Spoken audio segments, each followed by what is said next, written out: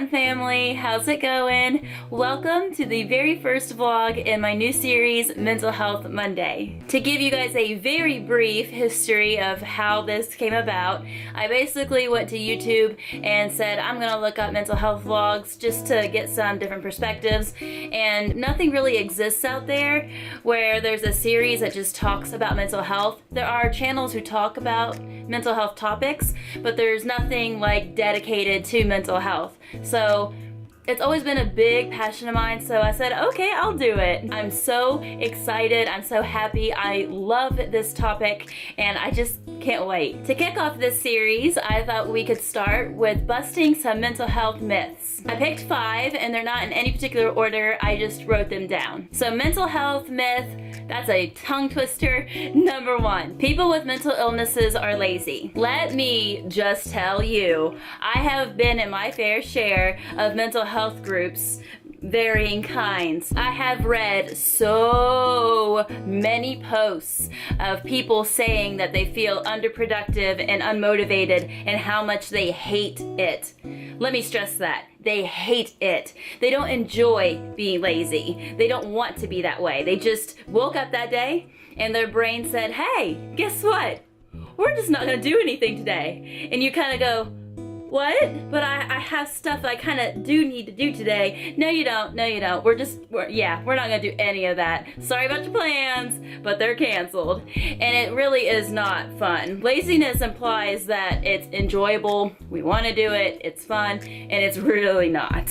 Myth number 2. People with mental illnesses are dangerous and unpredictable. On the contrary, the opposite is actually true. Only 3 to 5% of violent crimes are committed by those with mental illnesses. And if you're sitting there thinking, that's kind of low, that's probably not true.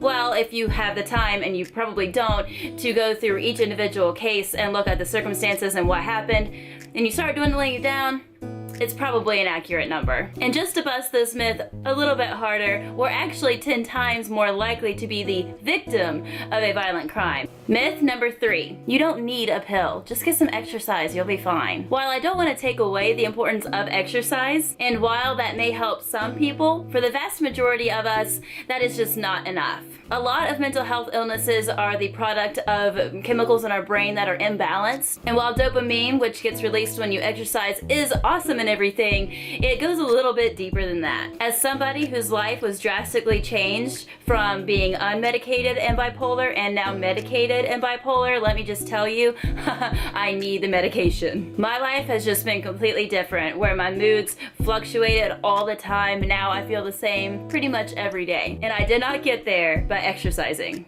Myth number 4, you're over-exaggerating / faking it. Just get over it and act normal. If I had to do like a top 5 contributing factors for the perpetuation of mental health stigma, this would be on the list. The words depressed and bipolar have been thrown around so often and so blasé that it's kind of downplayed the seriousness of mental illnesses. It's one thing to have a bad day. It's another thing to have bad day after bad day after bad day, and it just keeps going. There's a huge difference. And your significant other snapping and getting mad at you and starting an argument is not the same thing as bipolar disorder. Let me just say that really fast. If you or someone you know is depressed more days than not, if it interferes with their life or their work or their relationships, if it's been persisting for 6 months or more, and basic coping skills aren't working, they're not faking it. They're not over-exaggerating. There's probably something wrong and they should seek help. From experience, I can tell you it's really hard to fake an imbalance of chemicals in your head. And our final myth, number 5.